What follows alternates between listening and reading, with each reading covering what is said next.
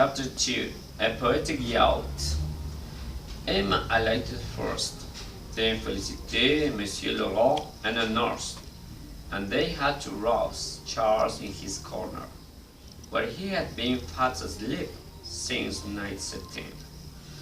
Homais introduced himself, he offered his homage to Madame, and his respects to Monsieur, said he was delighted to have been able to render them some slight service, and added with a cordial air that he had ventured to invite himself, his wife being away. After Madame Bovary entered the kitchen, she drew near to the fire. With the tips of her fingers she lifted her skirt at the knee, and having pulled it up to her ankle, she held out her foot in its black shoe to the fire above the revolving leg of mutton.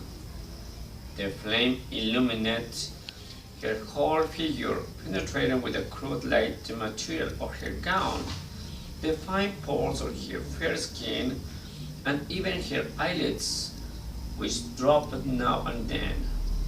A great red glow passed over her face as a gust of wind through the half-open door fanned the flames. On the other side of the chimney, a young man with blonde hair watched her silently, as he was somewhat bored at Yonville, where he was clerk to a notary. Monsieur Guillaumin, Monsieur Léon Dupuis, frequently delayed his dinner hour in the hope that some traveler might come to the inn with whom he could talk in the evening. On the days when his work was finished early, he had to arrive punctually or want up something else to do, and to endure from soup to cheese a tete-a-tete with Binet. So he was delighted to accept the landlady's suggestion that he should dine with the newcomers, and they passed into the large parlour, where Madame Lefrançois, to shop up, had had the table laid for four. Homais asked to be allowed to keep on his skirt cap for fear of taking cold. Then, turning to his neighbor, he said, "Madame is no doubt somewhat tired. One gets jolted so abominably in our Hirondelle." "That is true," replied Emma, "but moving about always amused me. I like change of scene. It is so tiresome," sighed Claire, "to be always repeated to the same pace." "If you were like me," said Charles, "continually obliged to be in the saddle." But Leon continued addressing Madame Bovary, "Nothing, it seems to me, is more pleasant when one can," he added. "Moreover," said the druggist, "the practice of medicine is not very hard work. In our part of the world, or the state of our roads allows us the use of gigs, and generally, as the farmers are well off, they pay pretty well. We have, medically speaking, besides ordinary cases of enteritis, bronchitis, bilious affections, and so forth, now and then a few intermittent fevers at harvest time, but on the whole, little of a serious nature, nothing special to note, to the deplorable hygienic conditions of our peasant dwellings. Ah, you will find many prejudices to combat, Monsieur Bovary, much obstinacy in routine, with which all the efforts of your science will daily come into collision. For the people still have recourse to novenas, to relics, to the priest, rather than to go straight to the doctor or the chemist.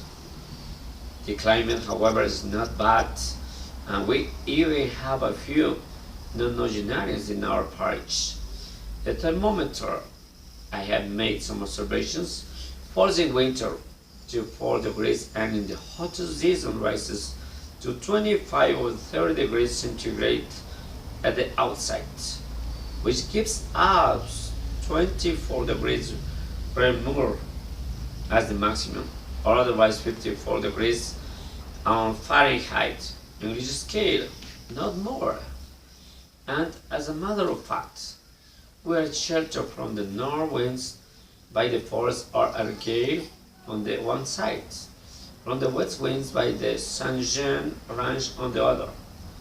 And this heat, moreover, which, on account of the aqueous vapors given off by the river and the considerable number of cattle in the fields, which, as you know, exhale much ammonia, that is to say, nitrogen, hydrogen, and oxygen, no nitrogen and hydrogen alone, and which sucking up into itself the humus from the ground, mixing together all those different emanations, units them into stack, so to say, and combine them with the electricity diffused through the atmosphere, when there is any, might in the long run, as in tropical countries, engender insalubrious miasmas of this heat, I say, finds itself perfectly tempered on the site when it comes, or rather when it should come.